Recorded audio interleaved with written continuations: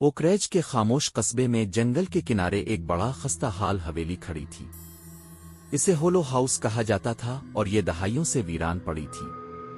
कस्बे के लोग इसके बारे में सरगोशियां करते थे, अजीब व गरीब आवाजों, चमकती बुझती रोशनियों और कभी कभार खिड़कियों में दिखाई देने वाली सायादार शख्सियत की कहानियां सुनाते थे। कोई भी वहां जाने की जुर्रत नहीं करता था। एक तूफानी रात 3 नौजवान आदिल, सारा और उमर ने इस पुरानी कहानी को चैलेंज करने का फैसला किया। तजस्सुस और वायरल वीडियो बनाने के ख्याल से वो होलो हाउस में दाखिल हो गए। उनके पास सिर्फ टार्च, एक कैमरा और मुहिम जोई का जज्बा था। जैसे ही वो अंदर दाखिल हुए, दरवाजा उनके पीछे खुद ब खुद बंद हो गया और उन्हें अंदर कैद कर दिया। ये घर वाकई उन कहानियों से भी ज्यादा खौफनाक था। हवा में बदबू और नमी फैली हुई थी और बाहर की हवा की आवाज सुनसान हालों में गूंजती हुई महसूस हो रही थी।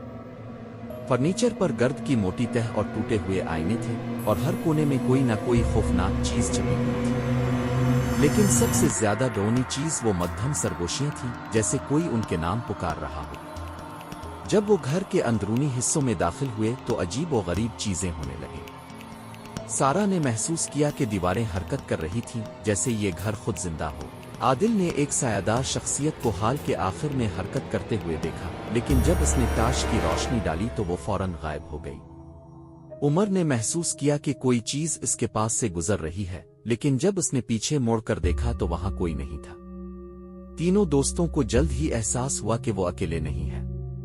घर के बीच में उन्हें एक पुरानी धूल से अटी हुई डायरी मिली जो एक खुफिया जगह में छपी हुई थी। ये डायरी मिस्टर डीलमिनट की थी, जो इस हवेली का साबिक मालिक था और तारीख जादू का दीवाना था। डायरी में इसकी नाकाम जादुई रस्म का जिक्र था, जिसका मकसद नाकाबिले तसव्वुर ताकत हासिल करना था, लेकिन इसके बजाय इसकी रूह को हमेशा के लिए घर के अंदर कैद कर दिया गया और ये घर एक जिंदा सांस लेता हुआ इफरीत बन गया था। अब जो भी यहाँ दाखिल होता वो घर की खुराक बन जाता। वो फौरन घर से बाहर निकलने के लिए दौड़े, लेकिन घर ने उनके खिलाफ काम करना शुरू कर दिया।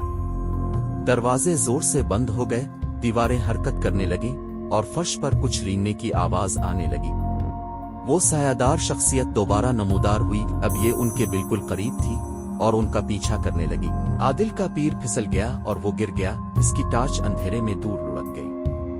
सारा और उमर ने इसे उठाया, लेकिन वो सायादार शख्सियत उनके ऊपर आ चुकी थी और उसका चेहरा साफ नजर आ रहा था। ये मिस्टर डीलमिनट की बिगड़ी हुई सड़ी गिल्ली शक्ल थी। इसकी आंखें सुर्ख चमक रही थी और वो अपना लंबा खौफनाक हाथ उनकी तरफ बढ़ा रहा था।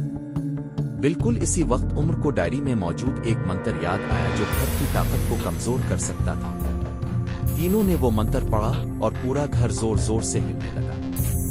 दीवारों में दरारें पड़ गईं और वो सायादार शख्सियत एक चीख मारती हुई धुएं में बदल गई। अचानक सामने का दरवाजा खिल गया और वो तीनों बाहर भाग निकले, बिल्कुल इसी लम्हे जब घर अपने आप में मुनहदिम हो गया। सांस फूले हुए और गिर्द में अटे हुए वो घर की तरफ देखते रहे, जो अब मलबे का ढेर बन चुका था। होलो हाउस की तारीख बिलाखिर खत्म हो चुकी थी। लेकिन जैसे ही वो चलने लगे, सारा ने कुछ अजीब देखा।